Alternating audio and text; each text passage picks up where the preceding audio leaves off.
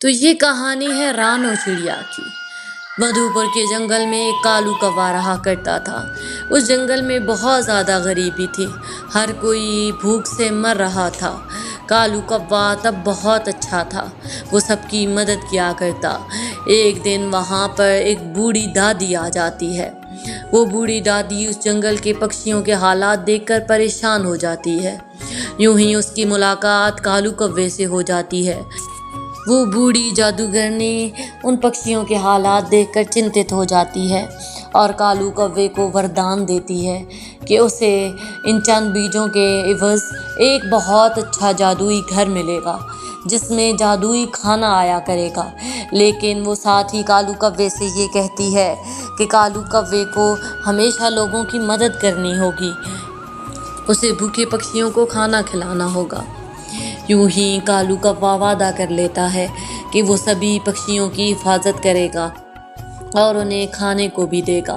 यूं ही जंगल में सभी पक्षी खुशहाल हो गए थे क्योंकि कालू कौवे के हाथ से उन्हें जादुई खाना मिल जाया करता।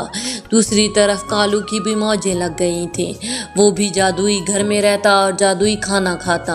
अब उस जंगल का कोई पक्षी भी ज़्यादा मेहनत ना करता था। अब वहाँ पर हर तरफ खुशियाँ ही खुशियाँ थी। उस जंगल के करीब ही एक बाजो चील रहा करती थी। जब पक्षी पहले खाने की तलाश में वहां आया करते, बाजो चील उनका शिकार कर लिया करती थी। मगर जिस दिन से ये जादुई घर बना था, बाजो चील का तो बिल्कुल ही बुरा हाल था क्योंकि अब कोई भी पक्षी उस तरफ ना आता और बाजो चील का शिकार उसको कभी ना मिल पाता। यूं ही बाजो चील परेशान हो जाती है और वो एक मंसूबा बनाती है। वो कालू कौवे के पास आती है और उसे भटकाने लगती है। वो कालू कौवे की बहुत तारीफ़ें करती है। वो उसकी खुशामद करने लगती है। अरे अरे कालू कौवे, तुमने तो सब गांव वालों का ठेका उठा रखा है। तुम कितने अच्छे हो, लेकिन ये पक्षी इस लायक नहीं है। देखो तो तुम इनकी इतनी करते हो। इनको तो चाहिए कि तुम्हें जंगल का राजा बना लें और तुम्हें झुक झुक कर सलाम करें। लेकिन लगता है कि ये पक्षी तो चीज़ें लेकर तुम पर एहसान कर रहे हैं। यूं ही कालू कौवे का वो दिमाग खराब करने लगती है। कालू कौवा तो एक दो बार में उसकी कोई बात नहीं सुनता, लेकिन समय गुजरने के साथ साथ कालू अपने आप को ना जाने क्या चीज़ समझने लगा था। कालू को लगने लगा था कि वो उस अपनी चीज़ों में से चीज़ें जंगल के पक्षियों को दे रहा है। हालांकि ऐसा कुछ नहीं था। वो तो जादुई बुढ़िया का वरदान था जो कि उसने इन पक्षियों के लिए ही दिया था। यूं ही कालू कौवा उस बाजो चील से हाथ मिला लेता है। बाजो चील उसे लालच देती है। अरे अरे कालू कौवे, तुम्हारे पास एक ही घर है, लेकिन अगर तुम मेरा साथ दो तो मैं तुम्हें एक आलीशान महल बनवा कर दे दूंगी और उसके साथ साथ तुम कई खेत खरीद सकते हो। यूं ही कालू कौवा बहक जाता है। यूं ही कालू कौवा अपने घर में पक्षियों को खाने के लिए बुलाया करता और उन्हें मारकर बाजो चील के हवाले कर दिया करता था। यूं ही बाजो चील अब रोज़ नया मांस खाती और कालू कौवे का भी काम चल जाता क्योंकि बाजो चील उसे दुगनी कीमत दिया करती थी। बाजो चील को पैसे की कमी नहीं थी। वो जिस भी पक्षी को डराती वो उसे आराम से पैसे दे दिया करते थे। यूं ही जंगल में पक्षियों की मौत होने लगी थी।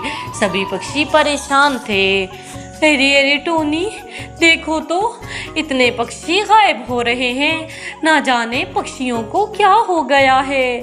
तुम ठीक कह रही हो रानो। कल हमारे पड़ोस में तो छोटी छोटी चिड़ियाएँ रहती थीं। वो दोनों भी खाना लेने गईं, लेकिन वापस नहीं आई। चलो टोनी, मैं तो कहती हूँ जाकर कालू कौवे से पूछते हैं। अरे रानो, मुझे तो घर में थोड़ा सा काम है।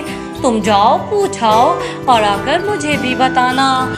यूं ही रानू चिड़िया सीधा कालू कौवे के पास जाती है और कालू कौवे से पूछती है।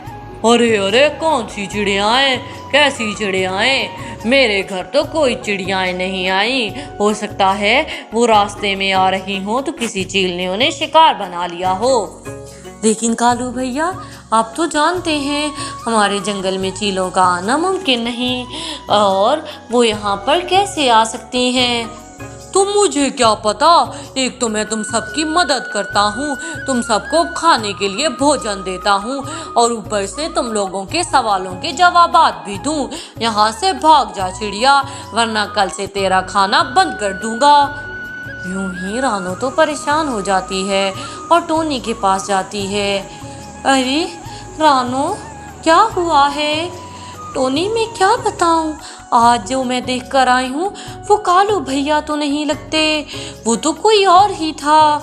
उन्होंने मेरे साथ इतनी बुरी तरह बात की और उन्होंने कहा कि अगर मैं उनसे ज़्यादा बातें करूँगी तो वो मेरा खाना बंद कर देंगे। ये क्या कह रही हो रानो? वो इतना घमंड किस चीज़ का कर रहा है? आगे भी मुझे कुछ पक्षियों ने बताया है कि उसका रवैया ठीक नहीं है। लगता है कालू कौवा फूल बैठा है कि ये सारा कुछ उसके बाप की जायदाद नहीं है, बल्कि उस बुढ़िया का वरदान है, जो कि उस बुढ़िया ने इस पक्षियों के लिए ही दिया था। अगर वो पक्षियों की मदद नहीं कर सकता तो ये वरदान त्याग दे और उसकी जगह ये जिम्मेदारी कोई और संभाल ले।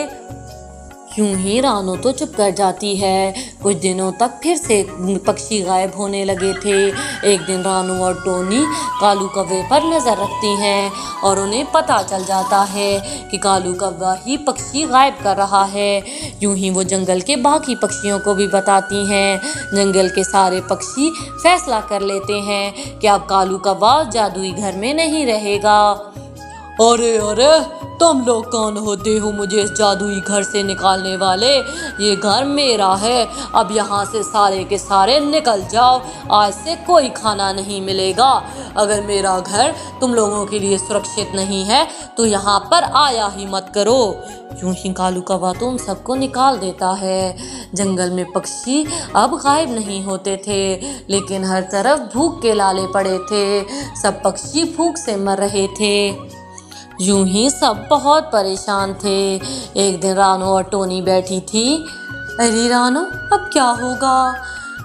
अरे मुझे पता चल जाए कि वो बुढ़िया कहाँ रहती है तो मैं उसके पास जाऊंगी और जाकर शिकायत करूंगी। अरे रानो, मुझे पता है वो कहाँ रहती है, लेकिन उसके तक जाने के लिए तुम्हें चीलों के जंगल से गुजरना होगा, जो कि बिल्कुल सुरक्षित नहीं है। चीलें तुम्हें खा देंगी। अरे अरे टोनी, लेकिन मैं ऐसे पक्षियों को मरता तो नहीं देख सकती, मुझे कुछ तो करना होगा। यूं ही रानो चिड़िया रात को मुंह अंधेरे निकल जाती है। जब चीलें सो रही थीं, रानो रातों रात उस बूढ़ी को ढूंढने निकल जाती है और आखिरकार उस घर में पहुंच जाती है और जाकर उस बूढ़ी दादी को सारी बातें बताती है। बूढ़ी कहती है, अरे बेटी, तुम चली जाओ, तुम देखना उस कौवे के साथ अब अच्छा नहीं होगा। ये एक आम की गुठली ले जाओ, इस आम को जाकर पटकोगी तो एक जादुई घर बन जाएगा। आज से ये सारी जिम्मेदारी मैं तुम्हें सौंपती हूँ। तुम आज से सभी पक्षियों की मदद करोगी और कालू कौवे की तुम चिंता ना करो, उसका बंदोबस्त मैं यहाँ बैठे बैठे ही कर दूंगी। यूं ही बूढ़ी दादी मंत्र पढ़ने लगती है। रानो जंगल में चली जाती है और जाकर आम पटकती है और एक जादुई घर बन जाता है जिसमें जादुई खाना था। दूसरी तरफ कुछ ही देर में आवाज़ें आने लगती हैं। अरे अरे, कोई बचाओ मुझे, कोई तो बचाओ। ये आवाज़ें कालू की थीं।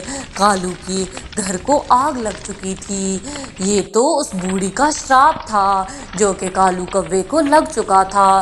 कालू कौवा उस आग में जलकर भस्म हो जाता है और जंगल के पक्षियों की उस जालिम से जान छूट जाती है।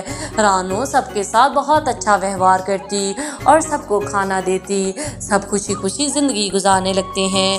तो प्यारी व्यूअर्स, अगर आपको कहानी पसंद आई हो तो प्लीज़ मेरे चैनल को सब्सक्राइब कर दें। इस वीडियो को लाइक करना ना भूलिएगा।